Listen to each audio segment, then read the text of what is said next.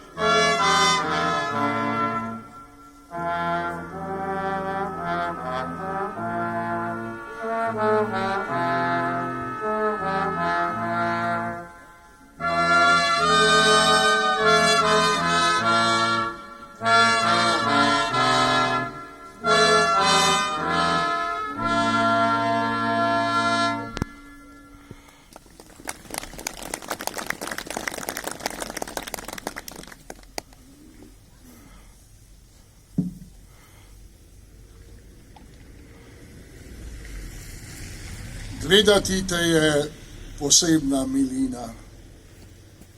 Živ si pomnik nam v zavesti spomina, v mnoštvu drevesci zelenih kraljevska, zibel slovenstva si, reka Kočevska.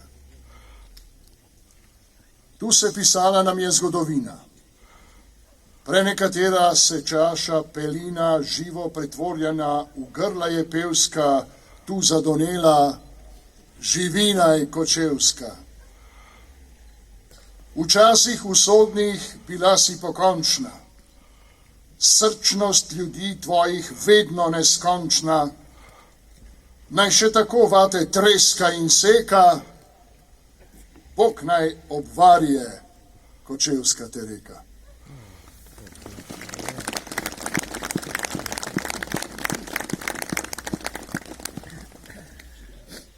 Hvala lepa, Roman. Spoštovani in spoštovani, v imenu občine Kočevje nam bo spregovoril podžupan občine, gospod Gregor Košir.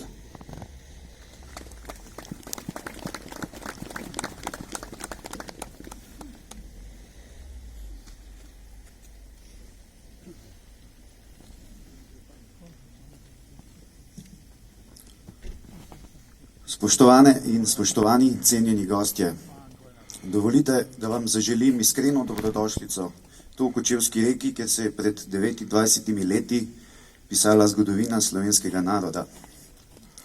Na Kočevskem se zavedamo pomembnosti tistega trenutka in s ponosom kot občina prevzemamo vlogo gostitelja vsakoletnih obeležitev in spominskih slovesnosti. Kočevski skozi zgodovino nikoli ni bilo lahko. Območje, na katerem se nahajamo, je bilo dolga leta upravljanja pod posebnim režimom, ki je hočeš nočeš pustil neizbrisan pečat na razvoju celotne Kočevske doline.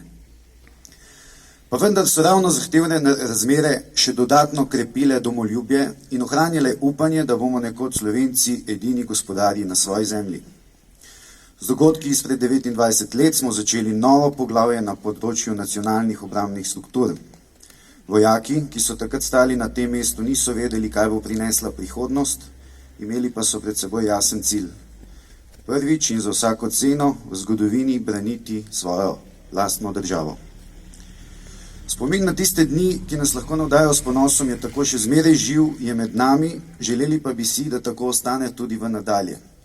Namreč prihajajo nove mlade generacije, ki vse manj dojemajo in razumejo, koliko poguma, volje in brezkompromisnosti je bilo potrebnih za tak korak. Zato moramo narediti vse, kar je v naših močeh, da mladino že tekom učnega procesa informiramo o osamosvojitvenem dogajanju. Med drugim tudi o tem, kaj se je dogajalo tistega decembrskega dne tukaj leta 990. Hvala vsem, ki ste si danes vzeli čas in prišli na to spominsko slovesnost in verjamem, da se zopet kmalu vidimo. Nasvidenje.